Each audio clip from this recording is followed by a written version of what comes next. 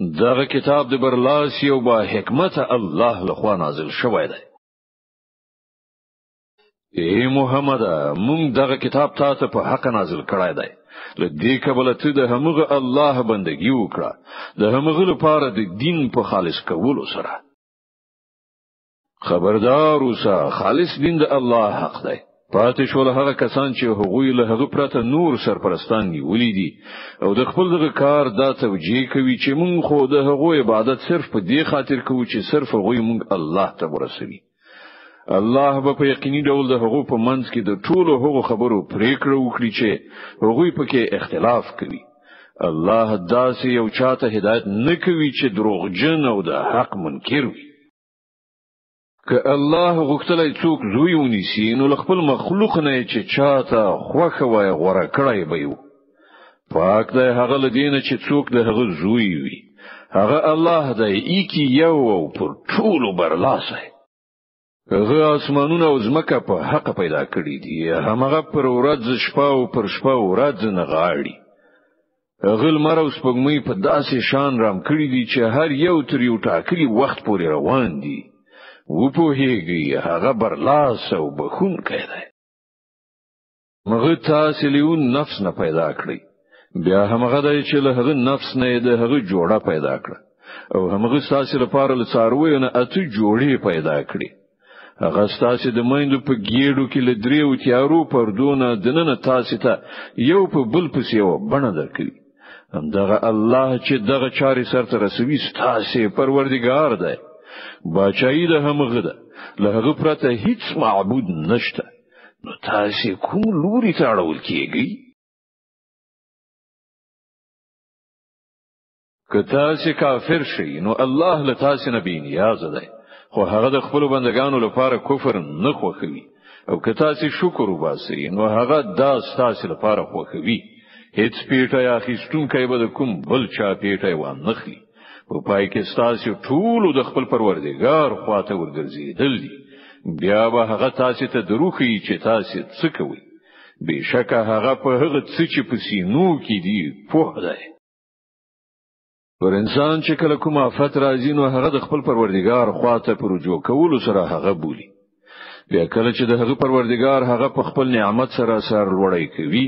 نو هغه بیا هغه مصیبت هیروي چې د هغه عمل مخکې بلنه کوله او نور د الله سیالان ګرځوي ترڅو چې د هغه لارې نه نور خلق هم واړوي. ای پیغمبره هغه ته وایي چې لږ ورځ له خپل کفر نه خوند واخله. ته په یقیني ډول دوزخ ته تلونکې. آیا دغه انسان کړن لار غوړه ده او که د هغه چا چې امر منونکی دی د شپې په ساعتونو کې ولاړ وي او سجدي کوي له آخرت نه ویریږي او د خپل پروردگار رحمت ته هیله من کیږي. له دوی نه پوښتنه وکړه آیا پوهیدونکي او نه پوهیدونکي کله یو شانته کېدای شي؟ نصیحت خود د پوهې خاوندان مني. ای پیغمبره وایي چې ای د خدای بندگانو چې ایمان مو راوړای دی له خپل پروردگار نه ویریږي.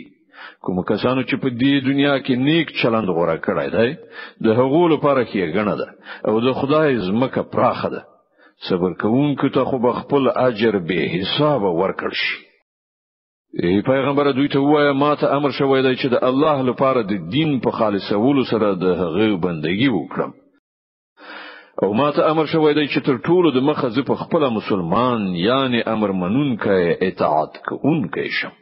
وای که زه د خپل پروردگار نه فرمانی وکړم نو زه د وسترې ورځې له عذاب نه ویریږم. وای چې زه خو به د الله لپاره د دین په خالصولو سره د همغه بندگی وکړم. تاسو چې له هغه پرته د هر چا بندگی کول غواړئ کوئ. وای اصلي مفلسان خو همغه کسان دي چې خپل ځانونه او خپل کورنۍ د قیامت د ورځې په زیان کې واچول. خو واوري همدغه ښکارا مفلسی ده. پر هغه به د اور چترې له پاسه هم خوري وي او د لاندې نه هم. دا هغه عذاب دی چې له هغه نه الله خپل بندگان ویروي. نو ای زما بندگانو زما له غضب نه ځان وساتئ. د دې په خلاف کوم خلکو چې د طاغوت یعنی شیطان له بندګۍ نه ډډه وکړه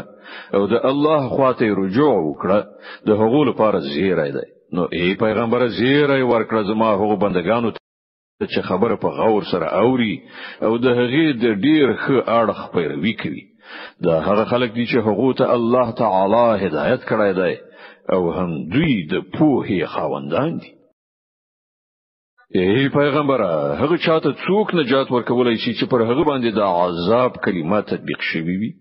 آیا ته هغه چاته نجات ورکولای شي چې په اور کې غورځېدلی وي البته کوم کسان چې خپل پروردګار نه ویریږي د هغو لپاره لوړې معنی دي د هغو پر سر نور معنی جوړ شي چې تر هغو لاندې به ویالي بهيږي دا د الله وعده ده الله هیڅ کله له وعدې نه تخلف نه کوي آیات نویني چې الله له اسمانه اوبور ولي بیا هغه د کاریزونو او چینو او سیندونو په شکل په ځمکه کې وبهولي بیا دغه اوبو په وسیله هغه راز کښتونه را باسي چې بیل ډولونه لري بیا هغه کښتونه په پخېدو سره وچیږي بیا ته ویني چې هغه ژیړ شول بیا په پای کې الله هغه په میده کولو سره بوس ګرځوي په حقیقت کې د پوهې لرونکو لپاره په دې کې یو درس دی آیا نو هغه څوک چې الله د هغه سینه د اسلام لپاره پرانستله او هغه د خپل پروردګار خواته په ورنا باندې روان دی د هغه چا په شان کې دی چې له دغه خبرو نه څه درس وانه خيست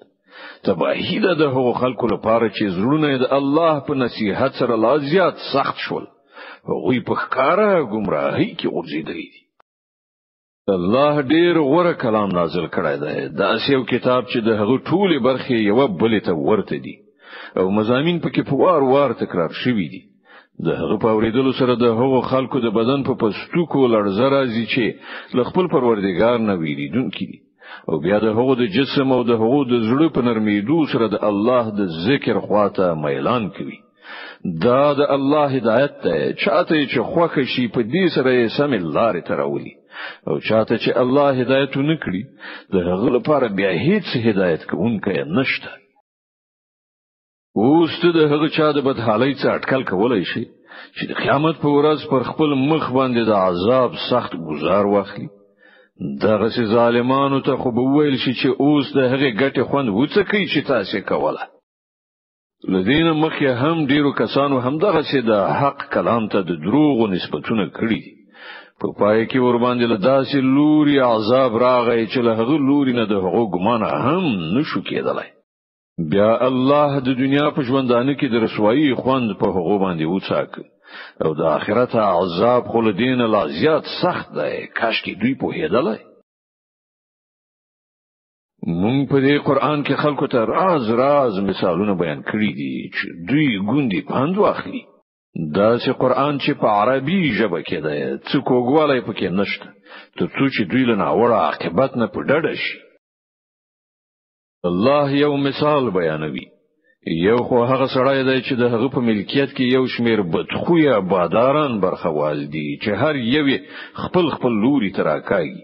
او بل سړی په ټوله معنا دی چې یو بادار غلام دی اې د دغه دواړو حال یو شانته کېدای شي ستاینه الله لره ده بلکې ډیر خلک نه پوهیږي ای پیغمبر ته هم مړ کېدونکې او دوی هم مړ کېدونکې دي په پای کې به تاسو ټول د خپل پروردګار حضور ته خپل دعوا وړاندې کړئ له هغه چانه به غټ ظالم بل څوک وي چې پر الله دروغ وتړل او کله چې مخه ته د رښتیا خبره یعنی قران راغی نو هغه ته د دروغ نسبت وکړ اې دغه چې کافرانو لپاره په دوزخ کې استوګنځای نشته او کوم سړی چې رښتینولي راوړ او کوم کسانو چې هغه رښتینی وګڼل هغه له عذاب نه پڅنګ کیدونکي دي هغه ته به خپل پروردګار په وړاندې هر څه ورکړای شي چې هغه یې هیله وکړي دغه د نیکی کوونکو بدله ترڅو کوم ډیر ناوړه عملونه چې هغه کړي وو الله هغه د هغه له حساب وغورځوي او کوم ښه عملونه چې هغه وکړل د هغه په لحاظ سره به هغه ته اجر ورکړي ای پیغمبر آیا الله د خپل بنده لپاره کافی نه دی دوی له هغه نه پرته له نور څخه تاویروي په داسې حال کې چې الله چې څوک په گمراهۍ کې وغورځوي د هغه لپاره کوم لارښوونکی نشته او چاته چې هغه هدایت وکړي د هغه گمراه کوونکی هم څوک نشته. آیا الله برلاسه او غچ اخیستونکی نه دی؟ کله دوی نه پوښتنه وکړي چې زمکه او اسمانونه چا پیدا کړی دي، نو دوی به خپل وایي چې الله. دوی ته وایي کله چې حقیقت دا ده، نو ستاسو څه ګمان دی چې که الله ماته زیان رسول وغواړي، نو آیا ستاسو دغه معبودان چې له الله نه پرته بولی ما به د هغه رسول شوی زیان څخه وژغوري؟ یا که الله پر ما باندې مهرباني کول وغواړي، نو آیا دوی به د هغه د رحمت مخنیوي وکړي شي؟ نو دوی ته وایي چې زما لپاره همدا الله کافی دی. توکل کوونکی پر همغه توکل کوي. دوی ته په صراحت سره وایي چې ای زما قومه، تاسو په خپل ځای خپل کار کوئ، زه به خپل کار کوم. ډیر ژر به تاسو ته معلومه شي چې پر چا باندې رسوا کوونکی عذاب راځي او چاته هغه سزا ورکول کیږي چې هیڅ کله ایستکیدونکې نه ده. ای پیغمبره، موږ د ټولو انسانانو لپاره دغه بر حق کتاب پر تا نازل کړی دی. نو څوک چې سم لار غوړه کړی د ځان لپاره به غوړه کړی، او څوک چې منحرف شي د هغه د انحراف او بال به پر همغه وي. ته د هغه مسؤل نه یې. هغه هم دغه الله دی چې د مرګ په وخت کې ساګانې اخلي، او څوک چې لا تر اوسه پورې نه دی مړ شوی د هغه روح په خوب کې قبض کوي. بیا چې هغه د مرګ فیصله په چا باندې نافذوي، هغه ساتي او د نورو ساګانې تر یو ټاکلي وخت پورې بیرته لیږي. په دې کې غټې نښانې دي د هغو کسانو لپاره چې غور او فکر کوونکي دي. آیا له هغه خدای نه پرته دوی نور سپارښت کوونکي نیولي دي؟ دوی ته وایي آیا هغوی به شفاعت وکړي که د هغو په واکه هیڅ هم نوي او پوهه هم نه لري؟ وایي شفاعت په ټوله معنا د الله په واکه ده. د اسمانونو او زمکې د پاچاهۍ مالک همغه دی. بیا د همغه لوري ته تاسو ورګرځول کیدونکي یاست. کله چې یوازې د الله یادونه کیږي، نو پر آخرت باندې د ایمان نه لرونکو زړونه په درنېدو شي، او کله چې له هغه پرته د نورو یادونه کیږي، نو په ناڅاپي ډول هغوی له خوښۍ نه وړيږي. وای خدایا، د اسمانونو او زمکې پیدا کوونکی، په پټ او ښکارا باندې پوهیدونکی، همدا ته به د خپل بندگانو په منځ کې د هغه شی فیصله وکړي چې هغوی پکې اختلاف کوي. بل دغه ظالمانو سره د زمکه ټول شتمنی هم وی او همدومره نور هم، نو دوی به د قیامت له ناوړه عذاب نه د خلاصون لپاره په فدیه کې د هر څه ورکولو لپاره چمتو شي. هلته به د الله لخوا د هغو مخې ته هغه څه راشي چې هغوی هیڅ کله د هغه فکر نه دی کړی. بل دغه ظالمانو سره هلته به د خپل ګټې ټول ناوړه نتیجې هغو ته څرګند شي، او همغه شای به ور باندې مسلط شي چې دوی ورپورې مسخري کوي. همدغه انسان چې کله ستونزې ورته ورسیږي نو موږ بولی، او کله چې موږ د خپل لوري نه د نعمت په ورکولو سره نازو، نو وایي چې دا خو ماته د علم پر اساس راکړل شوی دی. نه، بلکې دا ازمویښت دی، خو دوی نه زیاتره خلک نه پوهیږي. همدغه خبره له دوی نه مخکې تیر شو خلکو هم کړې ده، خو چې هغوی ګټل هغه د هغوی هیڅ په درد نه خوړل، بیا هغوی د خپل ګټې ناوړه نتیجې وزغملې. او له دغه خلکو نه هم چې څوک ظالمان دي، هغوی به ډیر ژر د خپل ګټې ناوړه نتیجې وګالي. نو دوی ته د دوی د بدو عملونو سزا ورسېده. دوی زموږ عاجزونکي نه دي. او آیا دوی ته معلومه نه ده چې د الله چاته خوښ شي روزي پراخوي، او چاته چې خوښ شي تنګوي؟ په دې کې نښانې دي د هغو کسانو لپاره چې ایمان راوړي. ای پیغمبره، هغو بندگانو ته می وایي کوم کسانو چې پر خپل ځانونو باندې تیرای کړای دی، د الله له رحمت نه مناهلی کیږي. په یقیني ډول الله ټول ګناوي بخي، هغه خو بخونکی مهربان دی. راوګرځي د خپل پروردگار خواته او امر منونکي شي د هغه مخکې لدینه چې پر تاسو عذاب راشي، او بیا له هیڅ لوري نه درته مرسته ونشي رسیدلای. او د خپل پروردگار د لیږل شوی کتاب د ډیره غوړه اړخ مطابقت غوړه کړی، مخکې لدینه چې پر تاسو ناڅاپي عذاب راشي او تاسو خبر هم نه وسی. دا سینه چې ورسره څوک وایي چې افسوس ما پر هغه تقصیر چې ما د الله په شان کې وکړ، بلکې برعکس زه خو په ملنډو وهونکو کې شاملم. یا وای کاش کې الله ماته هدایت کړای وای نو زه به هم له پرهیزګارانو څخه وم یا د عذاب لیدلو سره وای کاش کې ماته یو بل فرصت په لاس راشي او زه هم د ښه عمل کوونکو څخه شم او په هغه وخت کې ورته دا جواب ورکړای شي ولنه تا ته زما آیاتونه راغلیو بیا تا هغه دروغ وګڼل او تکبر دی وکړ او ته کافرانو څخه وې نن چې کوم کسانو پر خدای دروغ تړلي دي د قیامت په ورځ به ته هغوی وویني چې مخونه به تور وي آیا په دوزخ کې د تکبر کوونکو لپاره ځای نشته د دې برعکس کوم کسانو چې دلته پرهیزګاری کړې ده د هغو د بریالیتوب د اسباب العمل به الله هغوی ته نجات ورکړي هغوی ته به نڅ آفت ورسیږي او نه به هغوی غمجن وي الله د هر شي هستونکی دی او هغه د هر شي ساتونکی دی د زمکه او اسمانونو د خزانو کلیګانې له همغه سره دي او کوم کسان چې د الله په آیاتونو باندې کافران کیږي همغوی په ځان کې غورځیدونکي دي ای پیغمبره دوی ته وایي ای جاهلانو تاسو له الله نه پرته د کوم بل چا د بندګۍ کولو لپاره ماته وایاست خبره باید ته هغه ته په ډاګه څرګند وکړي ځکه چې تا ته ولتان مخکې تیر شو ټول پیغمبرانو ته دغه وحی لګل شوی دی چې کته شرک وکړ نو ستا عمل به بابیزه یعنی ضعیف شي او ته به په زیان کې لویدلای اوسې د دې کبله ای پیغمبره ته یوازې د الله بندگی وکړه او له شکر کوونکو بندگانو څخه شه دوی هغه چې د الله قدر ونکړ لکه څنګه چې د هغه د قدر کولو حق دی د هغه کامل قدرت خود داسې دی چې د قیامت په ورځ به ټول زمکه د هغه په قبضه کې وي او اسمانونه به د هغه په خي بلا کیف الله سکه نغښتل شوی وي پاک او لوړ دی هغه له هغه شرک نه چې دوی کوي او په هغه ورځ به په سوریان شپېلې کې پوکړای شي او هغه ټول چې په اسمانونو او زمکه کې دي مړه به راوغورځيږي پرته له هغه چې الله د هغه ژوند غواړي بیا به یو بل شپېلې پوکړای شي او په ناڅاپي ډول به ټول را پاتېږي ګوري به زمکه به د خپل پروردگار په نور سره ځلاند شي د عمل نامو کتاب به کې خودل شي پیغمبران او ټول شاهدان به را حاضر کړای شي د خلکو په منځ کې به له حق سره سم فیصله وکړای شي او پر هغه به هیڅ ظلم نه وي او هر چاته به هر څه عمل چې کړی وو د هغه پوره مشوره بدله ورکړي شي خلک چې هر څه کوي الله پرې خپوهي دغه فیصله وروسته هغه کسان چې کافر شوی وو ډله به د دوزخ خواته وشړل شي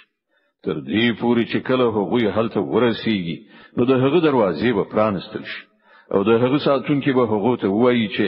آیا تاسو له خپل خلکو نه داسې پیغمبران نور اغلی چې هغه